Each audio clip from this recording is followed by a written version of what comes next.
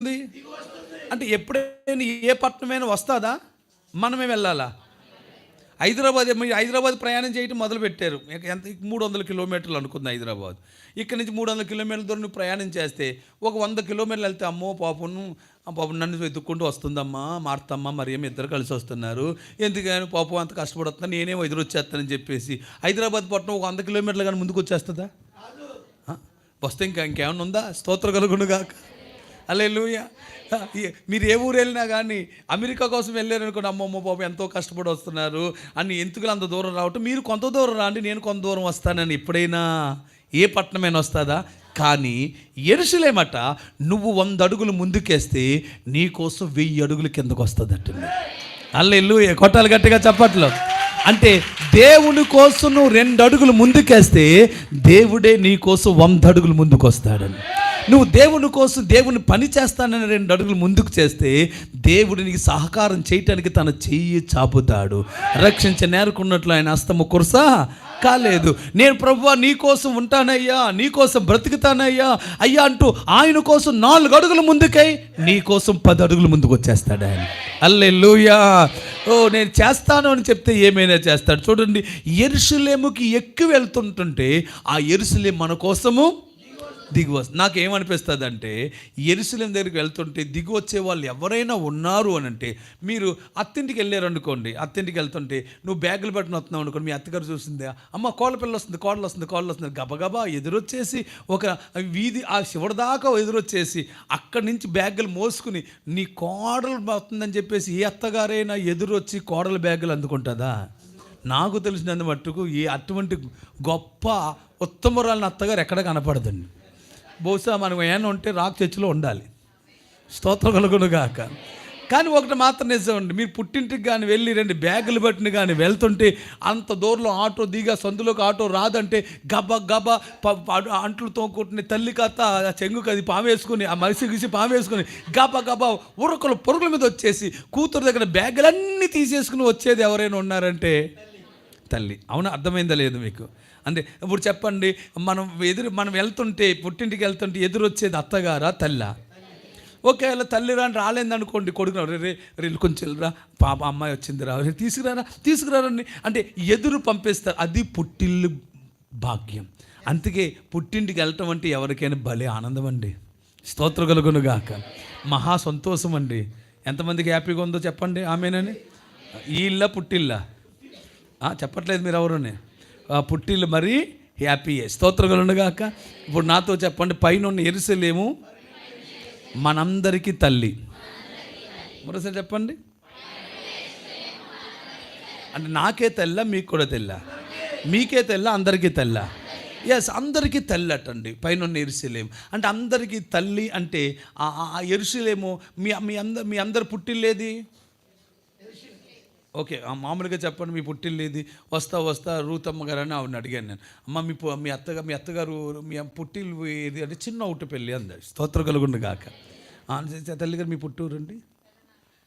అమ్మ అమ్మ మీ పుట్టూరండి? ఓకే, గమ్ముని అలా ఎవరు అన్నారు? మీది సత్తుపల్లి, మీదండి ఖమ్మం. స్తోత్రం కలుగునుగాక. ఖమ్మం వాళ్ళు ఖమ్మంగా ఉంటారు, కమ్మగా. స్తోత్రం కలుగునుగాక. ఇప్పుడు ఆ ఖమ్మం వెళ్ళాలి, పుట్టింటికి వెళ్ళటం అంటే ఎంత వయసు వచ్చినా పుట్టిల్లు అనేటికి ఎవరికైనా అదో సంతోషం. స్తోత్రం కలుగునుగాక. ఓకే, మీ పుట్టిల్లు లేదంటే ఇది చెప్పాం కదండి, మన పుట్టిల్లు లేదో బైబిల్లో ఇలా రాయబడింది. సౌదమా వాక్యం తెరిచి కీర్తనల గ్రంథము 87వ కీర్తన గ్రంథము 87వ కీర్తన 5వ వచనములో, కీర్తనల గ్రంథము 87వ కీర్తన 5వ వచనంలో,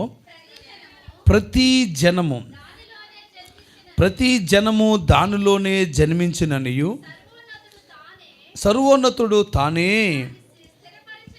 దానిని స్థిరపరిచిననియు సియోనును గూర్చి చెప్పుచున్నాడు. దేవునికి స్తోత్రం కలుగునుగాక. ప్రతి జనము ఎక్కడ జన్మించిందట?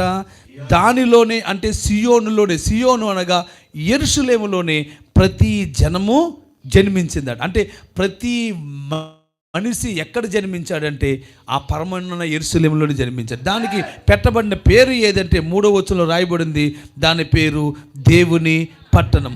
మనుషులందరూ కూడా ఆ దేవుని పట్టణమైన సియోను అనే ఆ యెరూషలేమును గూర్చి మిక్కిలి గొప్ప సంగతులు చెప్పుకొందురు. హల్లెలూయా. గట్టిగా చెప్పట్లేదు మీరెవరుని? ఇంకా బిగ్గరగా చెప్పాలి. అందరూ యెరూషలేము కోసం ఏం చెప్పుకుంటున్నారట? గొప్ప సంగతులు. అందరూ ఒకరు చెప్పుకుంటున్నారా? మనుషులందరూనా? అంటే కేవలము సెత్తుపల్లి వారు మాత్రమే కాదు, అమలాపురం వారు మాత్రమే కాదు, కేవలము ఖమ్మం వాళ్ళు మాత్రమే కాదు, అందరు భూమి మీద ఉన్న అమెరికన్స్, రష్యన్స్, ఇండియన్స్ అందరూ కూడా ఆ యెరూషలేము కోసం గొప్ప సంగతులు చెప్పుకుంటున్నారట. అంటే ఎవరైనా దేనికోసం చెప్పినా పుట్టింటి కోసం మాత్రం గొప్ప సంగతులు, ఆ తాటాకులు ఇల్లైనా కానీ గొప్ప సంగతులు చెప్తారు.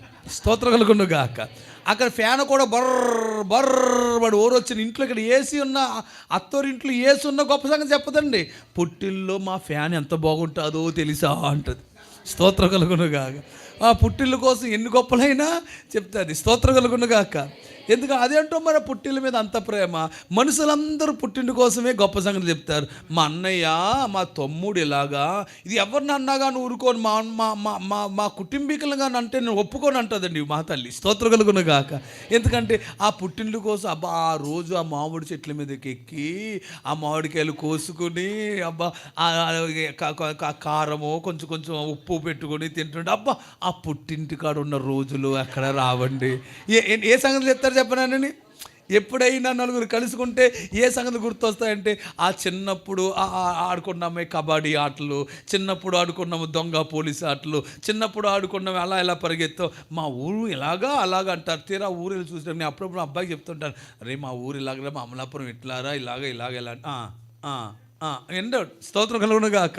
నాకేమని తెలుసా, నేను చదువుకునే కూడా ఇక్కడేమో పాడేడుపున్న బస్సు ఉండేది, ఈ రోడ్డు ఎలా ఉండేది అని ఇలా బొరగొక్కుంటూ ఎంతకంట మాకు ఇవన్నీ అనుకుంటా. మనకు మాత్రం అవన్నీ పాత సంగతులన్నీ జ్ఞాపకం చేసుకుని బొబ్బొబ్బొబ్బో తెగతలు చేసుకుంటాం. అప్పుడు రోడ్లు ఇలా ఉండే, అప్పుడు ఇలా ఉండే అని చెప్పుకుంటాం. కానీ ఏదైనా మన ఊరు కోసం మనం గొప్ప సంగతులు చెప్పుకుంటాం. కానీ ప్రపంచంలో ఉన్న మనుషులందరూ ఒకే ఒక పట్టణం కోసం గొప్ప సంగతులు చెప్పుకుంటున్నారట. దాని పేరే పైనున్న యెరూషలేము. చప్పలు గుర్తుగా ఆ యెరూషలేము కోసం అందరూ గొప్పే చెప్పుకుంటున్నారు. ఏంటి ఆ గొప్ప? ఎందుకు అందరూ చెప్పుకుంటున్నారు అంటే కింద వచనాల్లో రాయబడి చూడండి. 4వ వచనంలో రహాబు, ఐగుప్తు, బబులోను, ఫిలిష్తీయ, తూరు, కూసు వీళ్ళందరూ కూడా అచ్చడనే జన్మించి యుందురు. విన్నారా ఈ మాట? అక్కడ ఎవరు జన్మించారట? రహాబు, ఐగుప్తు, బబులోను, ఫిలిష్తీయ, తూరు, కూసు అంటే ఆఫ్రికా, ఐగుప్తు అంటే ఈజిప్టియన్స్, ముస్లిమ్స్, ఇంకా చెప్పాలంటే అమెరికన్స్, రష్యాలు, ఆస్ట్రేలియా వాళ్ళు, న్యూజిలాండ్ వాళ్ళు, ఇండియన్స్ అందరూ కూడా ఎక్కడ జన్మించారు అంటే ఆ పైనున్న యెరూషలేములోనే అంటే మీది నాది అందరు పుట్టిల్లు ఎక్కడ చెప్పండి ఇప్పుడు? అక్కడ ఏం జన్మించింది? ఈ పుట్టింట్లో ఈ ఖమ్మంలో ఆవిడ యొక్క తెల్లని ముఖం తయారైంది. స్తోత్రం కలుగును గాక. వీళ్ళ ఊర్లో ఈవిడి ఆ తల్లి గర్భంలో ఈవిడి ఫేస్ తయారయ్యింది. కానీ మన అందరి యొక్క ఆత్మ ఒకే చోట తయారైంది, అది పైనున్న యెరూషలేములోనే. ఆమేన్. శరీరము ఖమ్మంలో తయారవచ్చు, ఈవిడ శరీరంలో ఇక్కడ నా శరీరం అమలాపురంలో తయారు, ఆవిడ శరీరం చిన్నౌటుపల్లిలో తయారవచ్చు. కానీ మనందరి యొక్క ఆత్మ మాత్రం ఎక్కడ తయారైందంటే పైనున్న యెరూషలేము. అందుకే మనందరం అక్కడే జన్మించాము. చెప్పండి, మనందరం ఎక్కడ జన్మించాం అంటే ఇక్కడ జన్మించాం కాబట్టి ఈ తోలు నల్ల తోలు మీదేమో తెల్ల తోలు, అదే తేడా. స్తోత్రం కలుగును గాక. హల్లెలూయా. మీ ముక్కేమో సూదుగా ఉంది, నా ముక్కేమో కొంత అప్పడుగా ఉంది, అంతే తేడా. స్తోత్రం కలుగును గాక. మీరేమో పొడుగ్గా ఉన్నారు, నేను పొట్టుగా ఉన్నా, లేదా నేను మీరు అందరు సన్నంగా ఉన్నారు, నేను మాత్రం కొంత లావుగా ఉన్నా. ఇవన్నీ తయారు చేసింది తల్లి యొక్క గర్భంలో. కానీ మన ఆత్మను మాత్రం తయారు చేసింది మాత్రం ఎక్కడంటే పైనున్న యెరూషలేము. అందుకే ఎప్పటికైనా మనం ఎక్కడికి పోవాలి చెప్పండి? ఏనాడైనా తిరిగి మనం యెరూషలేముకి వెళ్ళవలసింది, మన పుట్టింటికి వెళ్ళవలసింది. మనం మొన్నైనది వెనకటి వల్లే మొన్నైపోతుంది, ఆత్మ మాత్రం దాన్ని దయచేసిన దేవుని యొద్దకు చేర్చబడుతుంది. ఎప్పటికైనా నీ ఆత్మ దేవుని చెంతకు చేర్చబడునుగాక. ఇప్పుడు చెప్పండి, మన అందరు పుట్టిల్లు చెప్పండి, చేయి పైకి చూపించండి. పైనున్న యెరూషలేము, అది పైకి చూసి చెప్పండి, అది నా తల్లి. నా తల్లే కాదు, మన అందరి తల్లి. ఆమె చెప్పారా? న్యాయంగా చూసి చెప్తున్నారా, పైన చూసి చెప్తున్నారా? అది పైన ఉన్న ఆకాశంలో చెప్పండి, ఆకాశంలో ఆ యెరూషలేము నా తల్లి, ఎప్పటికైనా అక్కడికే పోతాను. మీరు వస్తారా? వస్తారా? రండి పోదాము తల్లి ఇంటికి, రండి పోదాము మన పుట్టింటికి, రండి పోదాము తండ్రి ఇంటికి, రండి మన పుట్టింటికి, అచ్చటానందమానందమే, ఎంతో ఆనందమానందమే. అందరూ పాడదాం, అచ్చటానంద ఎంతో ఆనందం. రండి పోదాము తండ్రి ఇంటికి, రండి పోదాము మన పుట్టింటికి, రండి పోదాము, రండి పోదాము అచ్చటానందమానందమే, ఎంతో ఆనందం. సంగీత వాయిద్యం తండ్రి ఇంటిలో, సంగీత వాయిద్యం తండ్రి ఇంటిలో, తండ్రి. ఆమేన్, ఆమేన్, ఆమేన్. ఈ పాట మీరు ఎప్పుడు వినలేదా? ఎప్పుడు వినలేదు. ఓకే, అందుకలా పాపం ఆ మొక్కలు పెట్టింది చూస్తుంది. స్తోత్రములు గాక. పరలోకంలో మనందరికీ ఒక వీణిస్తారట. ఏమిస్తారు? అది ఆ మాట మీకు ప్రకటన గ్రంథం 16 అధ్యాయంలో ఉంటుంది. అందరి చేతులకి ఏమొస్తాయట? వాయిద్యాలు ఇస్తారట. ఆ వాయిద్యాలు పట్టుకొని ఆ పరలోక పట్టణం అంతా చుట్టూ తిరిగి వచ్చేయాలట. ఇంకా ఆనందంగా వాయిద్యాలు చేసి ఏం చేయాలి చెప్పండి? మనోడికి అక్కడ కీబోర్డ్ ఇట్టాడు. అక్కడ ఏమి అక్కడ అక్కడికి వెళ్ళిన తర్వాత ఏం ప్లే చేస్తారు చెప్పండి? అందుకు ఒక కీబోర్డ్ అనమాట. మీకు ఎవరికైనా మీకు ఎంతమందికి గిటార్ ఇష్టమో ఉందా? ఎవరికైనా ఇష్టం? నాకు ఇష్టమే, కానీ చిన్నప్పటి నుంచి కొడదాం అనుకున్న, ప్లే చేద్దాం అనుకున్న, ఏంటో పెళ్ళి అయిపోయింది, గిటార్ లేదు, నా బ్రతుకుని గిటార్ అయిపోయింది అందుకు కంగారు లేదు. అక్కడ గిటార్ ఉంటుంది. స్తోత్రం కలుగునగాక. ఎక్కడ ఉంటుంది గిటారు? ఏదో చిన్నప్పుడు నేను నేర్చుకుందాం, నేను అనుకున్నాను చాలాసార్లు కీబోర్డ్ కొడదాం అనుకున్నాను. పోలే నా బిడ్డలకే నేర్పుదాం అనుకున్నాను. ఇంక నీ ఒకటే నేర్పుడు. స్తోత్రం కలుగునగాక. పరలోకంలో మాత్రం నువ్వు కాదు కీబోర్డ్, నేను కూడా కొడతా. స్తోత్రం కలుగునగాక. గిటార్ వాడలే కాదు, మీరు కూడా ఏం చేయొచ్చు చెప్పండి? ఇష్టమైన వాళ్ళు అందరూ వేణు వాయించే వాళ్ళు, వేణు గిటార్, డ్రమ్స్ కొట్టే వాళ్ళు కూడా ఉన్నారు. పిల్లలు ఉన్నారా? ఏమొచ్చు మీకు? ఓకే, మనందరూ పరలోక పట్ల అవన్నీ ప్లే చేయదుము గాక. ఇష్టమైతే ఆమెనే చెప్పండి. ఓకే, పరలోకి వెళ్ళినప్పుడు గిటార్ పట్టుకుని వెళ్దామా? ఇష్టమేనా? అందరూ గిటార్లు తీద్దాం. ఎక్కడున్నాయి అనుకుంటున్నారా? ఇలా పట్టుకోండి, ఇలా పట్టుకుని ఇలా అన్నాడు చాలు. అది బ్రదర్ అంటున్నారు, బలి అంటున్నారా, ఎట్లా అన్నాను. వెరీ గుడ్ గిటార్ తీయమ్మా, ఇలాగమ్మా, ఇలా గిటార్లు పట్టుకుని. సో ఓకేనా? రెడీ? 1 2 3 4. సంగీత వాయిద్యం తండ్రి ఇంటిలో, సంగీత వాయిద్యం తండ్రి ఇంటిలో, సంగీత వాయిద్యం. అయ్యగారు గిటార్ తీయండి.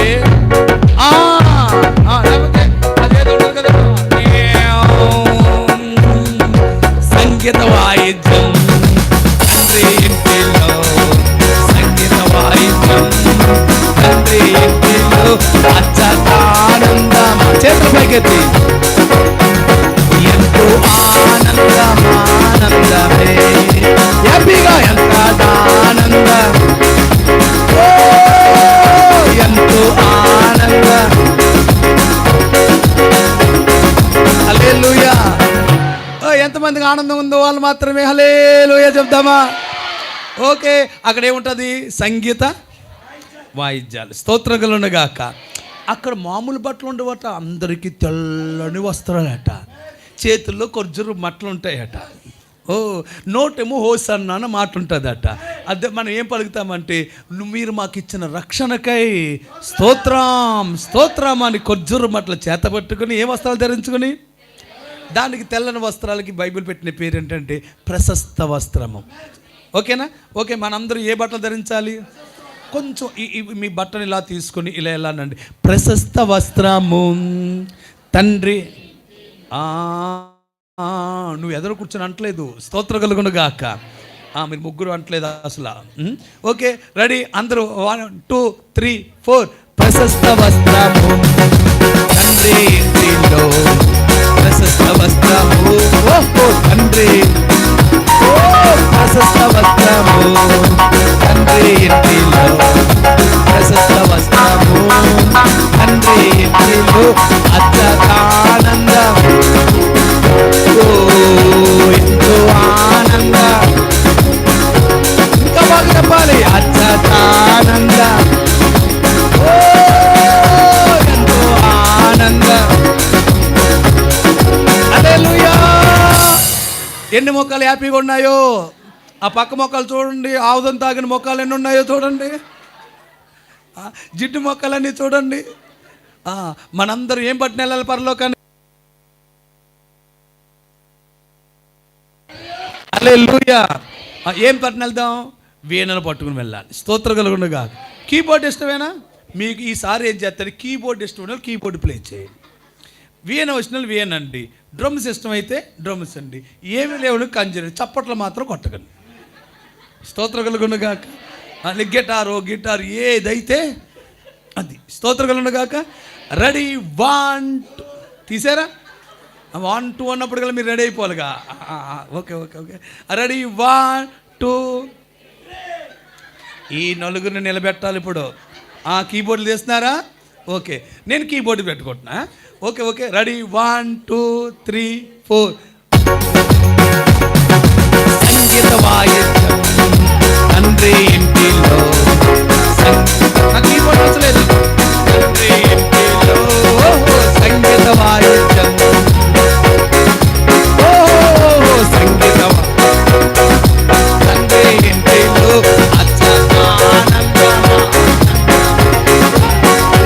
ఎంతో ఆనంద. హల్లెలూయా, స్తోత్రం మహిమ ఆనంద. ఎంతో వేలుగు ఉంగరము తండ్రి ఇంటిలో, వేలుగు ఉంగరము తండ్రి ఇంటిలో, వేలుగు ఉంగరము తండ్రి, వేలుగు ఉంగరము మన తండ్రి, అత్యతానంద.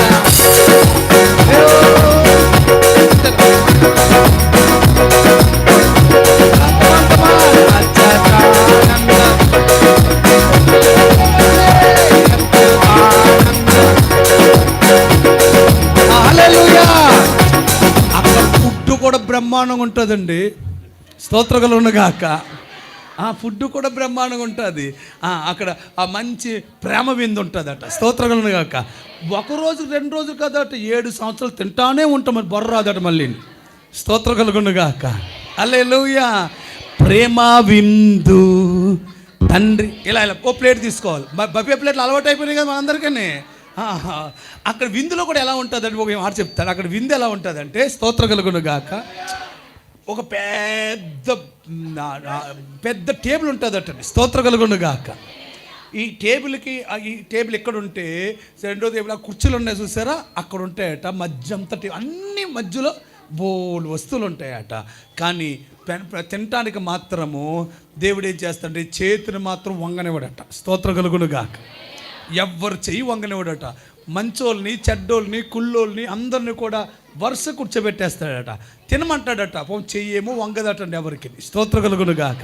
అందులో కుళ్ళు వాళ్ళందరూ, దుర్మార్గులందరూ ఎలా తినాలో అర్థం అవ్వక ఇది ఇలా తీసుకుని ఇలా వేసుకుని ఇలా తీసుకుని ఇలా వేసుకుంటారు తప్ప ఎవరు తినలేరు. కానీ ఇటువంటి ప్రేమగలిగిన వాళ్ళు, యోబయ్య గారు లాంటి ప్రేమగలిగిన వాళ్ళు ఏం చేస్తారు తెలుసా? వాళ్ళు తినరు కదండి, ఎదుటి వాళ్ళకి పెడతారు. కాబట్టి వీళ్ళు ఇలాగ తీసట ఎదుటి వాళ్ళకి అలా పెడతారట. స్తోత్రగలుగాక. వాళ్ళు ఎలా తీసట ఈ పక్క వాళ్ళకి పెడతారట. వీళ్ళేమో వాళ్ళకి తినిపిస్తారట. నేను చెప్పిన సూత్రం అర్థమైందా?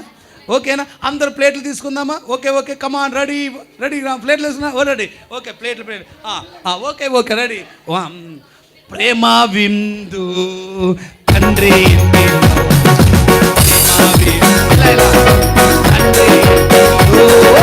ప్రేమ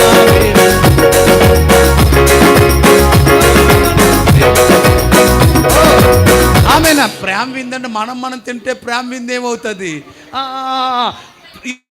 ఇది ప్రేమ విందు, అది ప్రేమ విందు. స్తోత్రం కలుగును గాక. నేను చెప్పిన మాట మీకు అర్థమవుతాయి. మనందరూ ఎలా తినాలి చెప్పండి? తినరా, అది నోరు బలి తెలిసాడు. ఓకే, ప్రేమ పక్క వాళ్ళకి పెట్టాలి. ఏంటి? నీకు నువ్వు తిన్నది ప్రేమ కాదు, ఎదుటి వాళ్ళకి పెట్టేదే.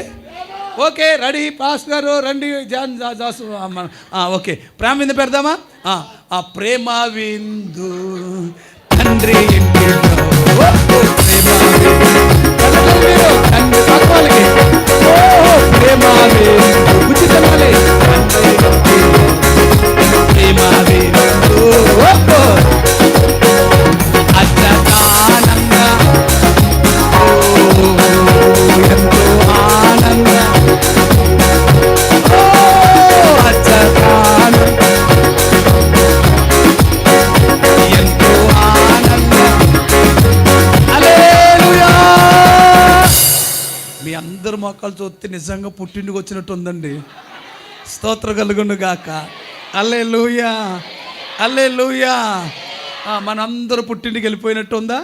ఎంతమందికి ఉన్నదో ఇలా చేయకపోతే హల్లెలూయా అని చెప్పండి. ఇలా ఇలా ఇలా అలా పక్క వాళ్ళకి బాగా బొవ్వు పెట్టాలా పెట్టకూడదా? హల్లెలూయా.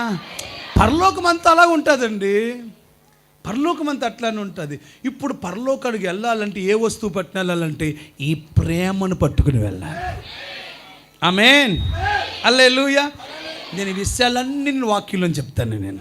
ఓకేనా? చేయి పైకి ఒకసారి చెప్దాం. ఆమేన్. అందరు ఎక్కడికి వెళ్దాం? ఓకే, పక్క వాళ్ళు పిలుద్దాం. రండి పోదాము. నాయకు చూసి అలా కాదు, పక్క వాళ్ళు చూసి చెప్పండి. రండి పోదాము తండ్రి ఇంటికి, రండి పోదాము తండ్రి, రండి పోదాము మన తండ్రి ఇంటికి, రండి పోదాము మన ఇంటికి. అచ్చగానంద,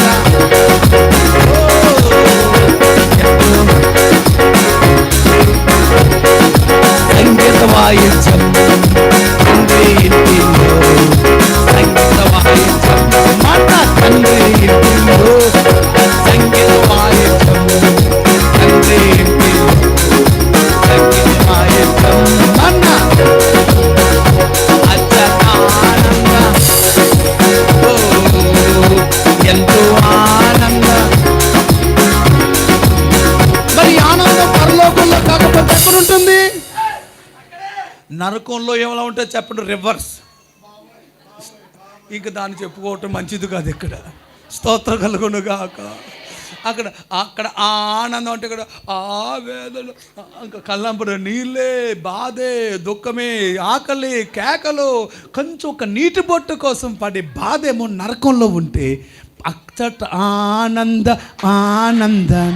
ఎక్కడికి వెళ్దాం? అచ్చట ఆనంద. ఎక్కడ ఆనందం? అచ్చట ఆనందమా. హల్లెలూయా. అరే మనందరూ ఎక్కడికి రావాలని రెడీగా ఉన్నారు మీరందరూ? చెప్పండి. పైనున్న యెరూషలేం. గట్టిగా చెప్పాలి. ఎక్కడికి వెళ్ళాలి మనందరము? ఇదిగో మేమందరం ఒక టీముగా బయలుదేరాం. పైనున్న యెరూషలేం. హల్లెలూయా. చిన్నపిల్ల లాంటి వాళ్ళందరూ పైనున్న యెరూషలేముకి వచ్చుదురుగాక. చెప్పండి, మీరందరూ పిల్లండి. రండి పోదాము. బాగా చెప్పాలి, బాగా చెప్పాలి. రండి పోదాము. వస్తామని చెప్పండి మీరేనా? చెప్పండి. రండి.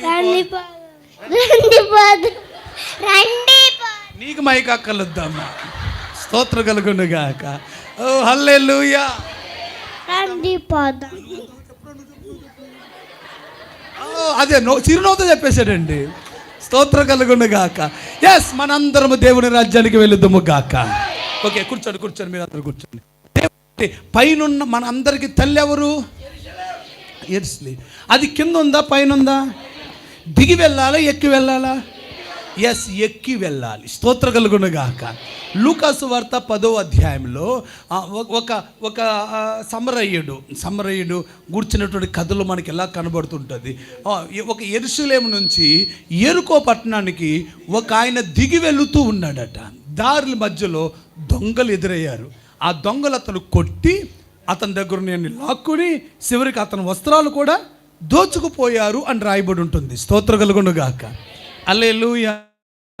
అతడు యెరూషలేము నుంచి యెరికోకి ఏమవుతున్నాడు? దిగి వెళుతున్నాడు. అంటే యెరూషలేము నుంచి యెరికోకి దిగి వెళ్ళినా, యెరికో నుంచి యెరూషలేముకి ఎక్కి వెళ్ళినా మధ్యలో ఎవరు ఉంటారంటే కొంతమంది దొంగలు ఉన్నారు. ఈ దొంగల్ని జయించటానికే మనకు కొన్ని వస్తువులు అవసరమైంది. ఆమేన్. నేను చెప్దామా? ఓకే. పైన యెరూషలేముకి వెళ్ళాలంటే మరోసారి నాతో కలిసి మనం చదువుకున్న అపోస్తుల కార్యాల గ్రంథము 21 అధ్యాయం 15వ వచనములో మరోసారి నాతో కలిసి మాటలు పలకండి. ఆ దినములు అయిన తరువాత మాకు కావలసిన సామాగ్రిని తీసుకుని యెరూషలేమునకు ఎక్కిపోతిమి. అంటే యెరూషలేమునికి ఎక్కిపోవాలంటే మనందరికి కావాల్సిన సామాగ్రిని తీసుకుని వెళ్ళాలి. ఏ సామాన్లు తీసుకుని వెళ్ళాలి అన్నదే నేను చెప్పే వాక్యం. స్తోత్రం కలుగును గాక. పరలోకానికి వెళ్ళాలంటే ఏ సామాన్లు పట్టుకుని వెళ్ళాలి, అక్కడ అవసరమైన సామాన్లు ఏమిటి అన్నది ఈరోజు నేను మీకు ఈరోజు ఎలాగ చెప్పడం సాధ్యం కాదు, రేపు చెప్తా. స్తోత్రం కలుగును గాక. హల్లెలూయా. మీ అయ్యగారు టైం ఇచ్చిన టైం అయిపోయిందండి. స్తోత్రం కలుగును గాక. హల్లెలూయా. దాని ఒక చూడకండి, మీకు చూస్తే మీకు నీరసం వస్తుంది. స్తోత్రం కలుగును గాక. పైన యెరూషలేముకి మనం వెళ్ళాలంటే అక్కడ రాయబడిన మాట ఆ దినములు అయిన తరువాత. పలకనందనమాట. అంటే యెరూషలేముకి ఎక్కి వెళ్ళాలంటే కొన్ని దినాలు దేవుడు మనకిచ్చాడు. మనకున్న దినాలు పూర్తయితేనే కానీ యెరూషలేము వెళ్ళలేం. ఒక వ్యక్తికి 70 సంవత్సరాలు ఇచ్చాడు, ఒకరికి 80 సంవత్సరాలు ఇచ్చాడు. మెతుసల్ లాంటి వాళ్ళకైతే 969 సంవత్సరాలు ఇచ్చాడు. కొంతమందికి అబ్రహాముకి అయితే ఆయన 175 సంవత్సరాలు ఇచ్చాడు. మరి నీకు నాకు ఎన్ని దినములు ఇచ్చాడో అన్ని దినములు పూర్తయిన తర్వాత యెరూషలేముకి వెళ్ళాలి. మధ్యలో వెళ్ళిపోదామంటే కుదరదు. మధ్యలో వెళ్ళిపోతాను, నేను బతకలేను, నాకు కష్టమైపోతుంది, ఈ భర్తతో తాగుబోతుడితో నేను భరించలేకపోతున్నాను, ఈ పిల్లలతో ఏగలేకపోతున్నాను, ఈ రోగాన్ని భరించలేకపోతున్నాను, ప్రభువా నన్ను తీసుకుపో అని మాత్రం అనకూడదు. మన దినములు పూర్తయిన తర్వాత ఈ పూర్తయ్యే లోకంలో మనకు కావాల్సిన వస్తువులన్నిటినీ సమకూర్చుకొని ఇవన్నీ పట్టుకుని యెరూషలేముకి ఎక్కిపోదుము గాక. అయితే తీసుకెళ్ళవలసిన వస్తువుల్లో ఏ వస్తువులు మనకు అవసరమో స్తోత్రం కలుగును గాక. పరలోకానికి వెళ్ళిన వాళ్ళు మొట్టమొదటిగా ఏ వస్తువుని సిద్ధపరుచుకుని వెళ్ళారు? మత్తయి సువార్త 25వ అధ్యాయం. మత్తయి సువార్త 25వ అధ్యాయంలో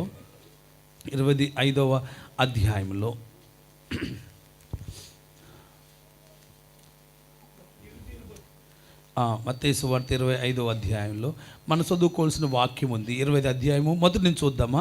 పరలోక రాజ్యం తమ దివిటీలు పట్టుకొని పెండ్లి కుమార్తెను ఎదుర్కొనుటకు బయలుదేరిన 10 మంది కన్యకలను పోలి ఉన్నది. స్తోత్రం కలుగును గాక. హల్లెలూయా. అంటే ఈ యొక్క వాళ్ళందరూ పరలోకానికి ఎలా బయలుదేరారు చెప్పండి? ఏం పట్టుకుని బయలుదేరారు? దివిటీలు పట్టుకుని పెండ్లి కుమార్ని ఎదుర్కోవటానికి పరలోకానికి బయలుదేరారు. స్తోత్రం కలుగును గాక. అంటే పరలోకానికి వెళ్ళినప్పుడు ఒట్టి చేతులతో వెళ్ళట్లేదు, కూడా ఏం పట్టుకుని వెళ్తున్నారంటే దివిటీలు పట్టుకుని వెళ్తున్నారు. ఆ డోర్స్ ఓపెన్ అయినాయి. అందులో 5 బుద్ధి గలవారు, 5 బుద్ధి లేనివారు. బుద్ధి గలవారికి బుద్ధి లేని వారికి ఉన్న తేడా ఏదంటే వారు నూనెను సిద్ధపరుచుకోలేదు. సిద్ధపరుచుకున్న బుద్ధి కలిగిన వారికి డోర్స్ ఓపెన్ అయినాయి. వీళ్ళందరూ 5 వెళ్ళిపోయారు. ఏం పట్టుకుని వెళ్ళారంటే 5 దివిటీలు పట్టుకుని లోపలికి వెళ్ళారు. సో మనం కూడా పరలోకానికి వెళ్ళటానికి మన దివిటీలు పట్టుకుని వెళుదుము గాక. అంటే పరలోకానికి వెళ్ళవలసిన మొదటి వస్తువు ఏది అంటే దివిటి. ఎందుకు దివిటి పట్టుకుని వెళ్ళాలి? దివిటిని పట్టుకుని వెళ్ళవలసిన అవసరత మనకేముంది?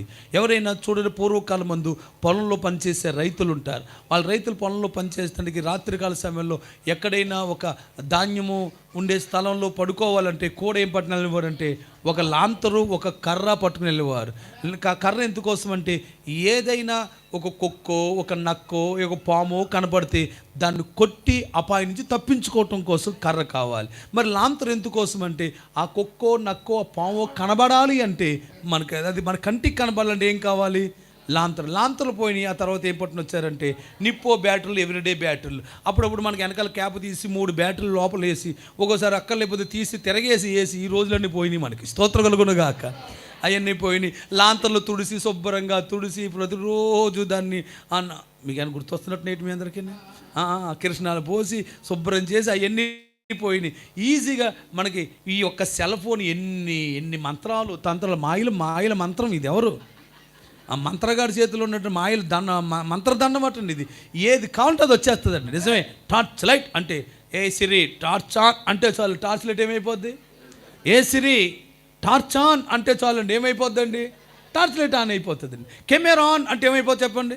అబ్బా మంత్రదండం అండి ఇది. స్తోత్ర కలుగునుగాక. ఏదంటే అది అయిపోతుంది. ఈరోజు ఈ మంత్రదండం చేతిలో పెట్టి అరిచేతిలో స్వర్గం చూపించారు అంటున్నారు. పూర్వకాలం ఎప్పుడో అరిచేతిలో స్వర్గం వాళ్ళు చూపించారు, చిన్న పిల్లోడు చూపించేస్తున్నాడు స్వర్గం అన్ని. స్తోత్ర కలుగునుగాక. అమెరికా ఎలా ఉంటుందో అన్ని ఎలా అంటే చాలు అమెరికా కనపడుతుంది. స్తోత్ర కలుగునుగాక. ఒకరోజు దుబాయ్ ఎలా ఉంటుందో నేను ఇలా అన్ని సరదాగా దుబాయ్ అన్నా ఇలా అంటే దుబాయ్లో ఉన్న అన్నీ కనబడిపోతున్నాయి ఇందులో. స్తోత్ర కలుగునుగాక. మా పాస్టర్ గారు చూపిస్తే కొల్లా ఏంటి ఇన్ని ఉన్నాయా అంటుంది దీంట్లోనే. అయితే ఇవన్నీ సెల్ ఫోన్లోకి అన్నీ వచ్చినాయి. పూర్వకాలం అయితే టార్చ్ లైట్ పట్టుకునేవారు, లాంతర్ పట్టుకునేవారు. ఇప్పుడు మన పరలోకానికి వెళ్తాను కూడా ఒక దివిటి అన్న మాటకున్న అర్థం ఏదంటే ల్యాంప్. చెప్పండి ఏంటండి ల్యాంప్ అంటే మన భాషలో చెప్పుకుంటే ఒక లైట్ పట్టుకొని మన అందరూ పరలోకం వెళుదుముగాక. మరి పరలోకానికి లైట్లతో పని ఏముంటుంది? పరలోకానికి లైట్లు పట్టిన వెళ్ళడానికి అక్కడ ఏమైనా చీకటి ఉంటుందా? ప్రకటన గ్రంథము 21వ అధ్యాయం. త్వరగా రండి. ఈ చిన్న మాట చెప్పి నేను వాక్యం ముగించి నేను ఈ లైట్ కోసం ఉన్నటువంటి విశేషమైనటువంటి కార్యాలన్నీ రేపటి కాలంలో మనం చూద్దాం. స్తోత్ర కలుగునుగాక. మీరు అక్కడ చూస్తే ప్రకటన గ్రంథంలో మనకి అక్కడ 21వ అధ్యాయంలో అక్కడ సూర్యుడితో పని లేదట, చంద్రుడితోనూ పని లేదట. 25వ వచనంలో చూడండి. 25వ వచనంలో అక్కడ రాత్రి లేనందున దాని గుమ్మములు పగటి వేళ ఏ మాత్రమును వెయ్యబడవు. 23వ వచనంలో ఆ పట్టణంలో ప్రకాశించుటకే సూర్యుడు లేడు, చంద్రుడు లేడు, దానికి అక్కర్లేదు. దేవుని మహిమయే దానిలో ప్రకాశించున్నది, గొర్రె పిల్లయే దానికి. అంటే పరలోకంలో అసలు సూర్యుడితో పని లేదట, చంద్రుడితోనూ పని లేదు. మీకు సూర్యుడితో పని లేనప్పుడు చంద్రుడితో పని లేదు, దీపాలతో పని ఏముంటుంది? నా మాట అర్థమవుతుందో లేదో? అంటే సూర్యుడే అక్కర్లేనప్పుడు, చంద్రుడే అక్కర్లేనప్పుడు, దీపాలే అవసరం లేనప్పుడు, గొర్రె పిల్లయే దానికి దీపమైనప్పుడు మరి బుద్ధిగల కన్యకులకి దీపాలు ఎందుకు? మన పరలోకానికి దీపాలతో పని ఏముంది అంటే దీపాలు పరలోకంలోకి వెలిగివ్వటానికి మన దీపాలతో పని లేదు. కానీ పరలోకానికి వెళ్ళే త్రోవలో కటికమైన చీకటి ఉంది, దాన్ని ఎదుర్కోవటానికి మనకు దీపాలు అవసరమైంది. హల్లెలూయా. అర్థమైన వాళ్ళు మాత్రమే ఆమేన్ అని చెప్దాం. పరలోకంలో వెలుగు ఉంటుందా, చీకటి ఉంటుందా? చెప్పాలి. పరలోకంలో సూర్యుడు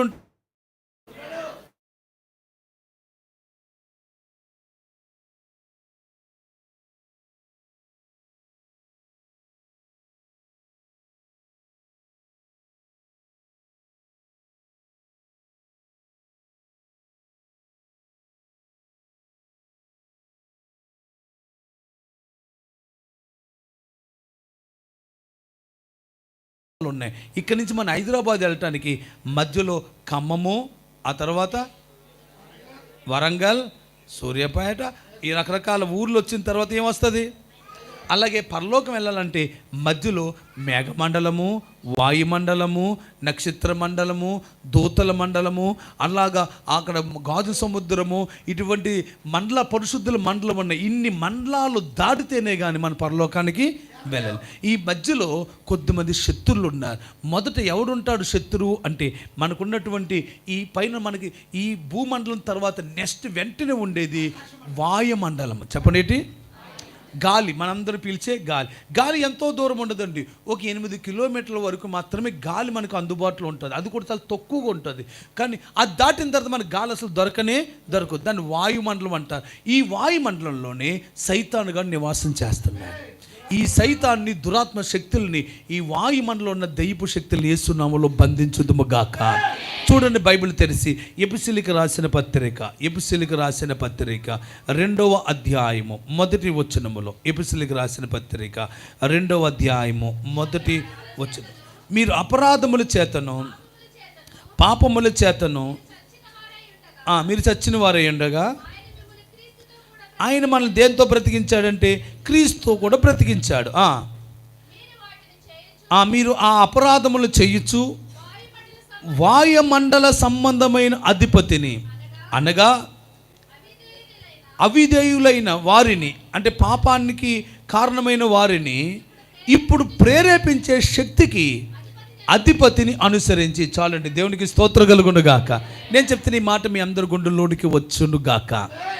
అంటే మనకి ఈ వాయు మండలంలో ఎవరున్నారంటే, ఆ వాయు మండలంలో ఒక అధిపతి ఉన్నాడు. వాడు మనందరి మనసుల్ని ప్రేరేపిస్తున్నాడు. చెడ్డగా తినాలని, త్రాగాలని, వ్యభిచరించాలని, దొంగతనం చేయాలని మన మనసుని ప్రేరేపించి మన చేత అపరాధములో పాపములు చేయిస్తాడు. వాడిని యేసునామములో జయించుదుముగాక. అందువల్ల పరలోకానికి వెళ్ళాలంటే వాడిని జయించే ఆయుధాలు మనందరము సంపాదించాలి. వాడిని పట్టుకోవాలంటే ముందు మనకి దీపం మనకు ఖచ్చితంగా అవసరమైంది. ఇప్పుడు మనల్ని నీకు చెడు ఆలోచనలు కలగజేసే ఆ దుష్టశక్తి ఎక్కడుంది? వాయుమండలం. చెప్పండి, ఎక్కడుంది? అంటే గాలిలోనే అవన్నీ తిరుగు. అందుకే మనం సైతాన్ శక్తుల్ని, దెయ్యాలని ఏమని పిలుస్తామంటే, ఎవరికైనా దెయ్యం పట్టుకుంది ఏం పట్టుకుంది అంటారు? గాలి పట్టుకోవడం ఏంటంటే కూడా గాలి ఎప్పుడూ ఉంటుంది, పట్టుకోవడం ఇది. గాలి ఏం పట్టుకుంటుంది అంటే వాయుమండలంలో ఉన్నటువంటి అధిపతి గాలమ్మలు అందరూ పట్టుకుంటారు. మా చర్చిలో ఒక ఆవిడ పేరు గాలమ్మ, స్తోత్రం కలుగును గాక. పేరు గాలమ్మ. ఆ గాలమ్మకి ఒక రోజు గాలి ఎట్టుకుందండి, స్తోత్రం కలుగును గాక. గాలి ఎట్టుకుని తెగ ఊపేస్తుందండి, ఇలా ఊగిపోతుంటే ఆ గాలిని ఎవడు వెళ్ళగొట్టాడంటే, మా చర్చిలో ఒక చిన్న పిల్లోడు ఉన్నాడండి. వాడికి అప్పటికి సుమారుగా ఒక 14 సంవత్సరాల వయసు ఉంటుంది. ఆ 14 సంవత్సరాల పిల్లోడు ఆ గాలి అమ్ముకుని గాలిని ఎగరగొట్టేసాడు, స్తోత్రం కలుగును గాక. ఎంతమంది మంత్రగాళ్ళు వెళ్ళగొట్టినా వెళ్ళలేంది ఈ గాలిని ఎప్పుడైతే ఎగిరిపోయిందో గాలమ్మకి అంత సంతోషం అయిపోయింది. చెయ్యెత్తి గట్టిగా స్తోత్రం చెప్దాం. హల్లెలూయా. నేను వెళ్ళగొట్టలేదు ఆ గాలంలో ఉన్న గాలిని. చిన్న పిల్లవాడు, చిన్న బిడ్డ. అంటే దేవుడి పేరట ఎవరు ప్రార్థన చేసినా గాలి, ధూళి, దురాత్మలన్నీ ఎగిరిపోతాయి. ఆ దయ్యాలన్నీ నీ హృదయాన్ని ప్రేరేపి. ఒకసారి గాలి నేను భయపెడుతుందేమో, నిద్ర పట్టుకు ఒంటరిగా కానీ పడుకుంటే అలా కళ్ళు మూసుకుని పడుకున్నప్పుడు మన సౌండ్ అవుతుంది. అంతే, దుప్పటి ముసుగేసి చూసుకుని నువ్వు వేసి రక్తం చేయి అనుకుని ముందే ఇంకెక్కువ పడుతుంది సౌండ్. తీరా ఏ సౌండో కాదండి, నువ్వు జాగ్రత్తగా తలుపు ఓపెన్ చేసి చూస్తే సౌండ్ ఏంటో నీకు అర్థమైపోతుంది. తలుపు ఓపెన్ చేసి చూసేది ధైర్యం నీకు లేదు కాబట్టి అది నేను ఏడిపిస్తుంది. స్తోత్రం కలుగును గాక. హల్లెలూయా.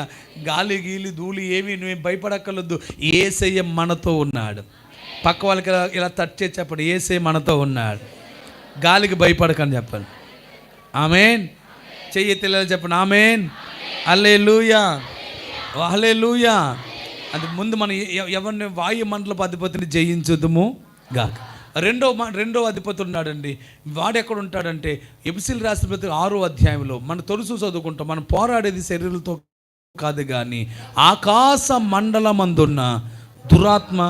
అందరూ చెప్పండి, ఆకాశ మండలం అనండి. ఆకాశం అంటే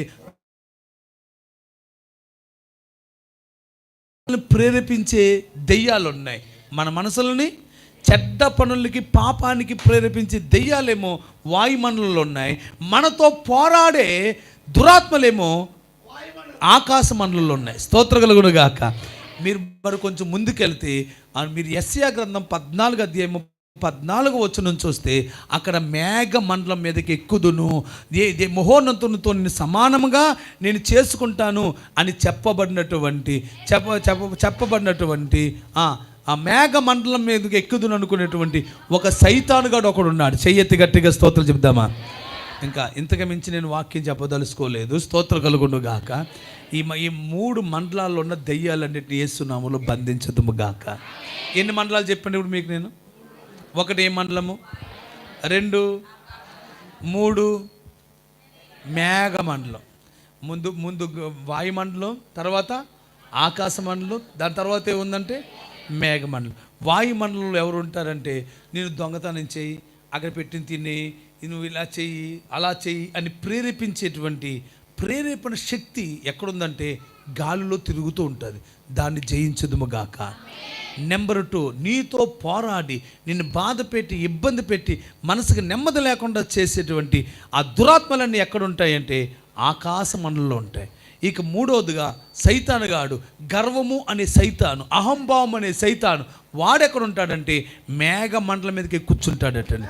అందుకే కొన్ని దెయ్యాల ఫోటోలు ఎక్కడ ఉంటాయంటే మేఘాల మీద తిరుగుతున్నట్టు, మేఘాల మీద ఎక్కువ కూర్చున్నట్టు, కొన్ని యొక్క సీకర్ శక్తుల యొక్క ఫోటోలు మనం అప్పుడప్పుడు చూస్తూ ఉంటాం. అవన్నీ మేఘ మండలం మీదకి ఎక్కుతాయి. వీటన్నిటిని జయించటానికి, జయించే శక్తి పరలోకానికి వెళ్ళాలనుకున్న వాళ్ళందరూ పొందుకుందురుగాక. నేను చెప్పింది అర్థమైన వాళ్ళు ఆమెను చెప్పండి. ఇప్పుడు పరలోకానికి వెళ్ళాలంటే పోరాడాలని చెప్పండి. మన చెప్పండి, పరలోకానికి వెళ్ళాలంటే పోరాడాలనండి. మరోసారి చెప్పండి, పరలోకానికి వెళ్ళాలంటే ఆమేన్. పొలంలోనికి వెళ్ళాలంటే కర్ర కావాలి, లాంతర్ కావాలి. చెప్పండి, కర్ర కావాలి, లాంతర్ కావాలి. ఇప్పుడు పోరాడాలంటే ఏం కావాలి? కర్ర కావాలి, లాంతరు కావాలి. అందుకే బుద్ధిగల కన్యకల చేతుల్లో ఏమున్నాయంటే దివిటీలు ఉన్నాయి. ఈ పట్టుకొని సైతాన్ శక్తులు యేసునామములో జయించదుముగాక. రెండోది, పోరాడి ఆయుధాలు పట్టుకొని సర్వాంగ కవచాన్ని ధరించుకుందుముగాక. ఈ పట్టుకుని పరలోకం యేసునామములో వెళ్ళుదుముగాక. ఓకే, రెడీ అయినా పరలోకం రావటానికి? ఎంతమంది రెడీ ఉన్నారు? వాళ్ళు ఆమెను చెప్పండి. పక్క వాళ్ళని అడగండి, ఆరు రెడీ అని అడగండి. పక్క వాళ్ళని రెడీ అయినా ఓ ఎస్ అని చెప్పండి. వాళ్ళతోటి ఎలా చెప్పండి? ఓ ఎస్. జీసస్ కూడా వచ్చా మీకు? Are you ready? ఆమేన్.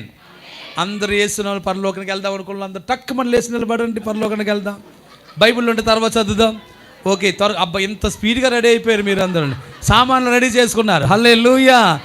పక్క వాళ్ళు చెప్పండి, రండి పోదాము పైనున్న యెరూషలేముకు. మళ్ళీ చెప్పండి, రండి పోదాము. పక్క వాళ్ళు భుజమే చేయి చెప్పట్లేదు మీరు. పైనున్న యెరూషలేముకు. హల్లెలూయా. రెడీనా?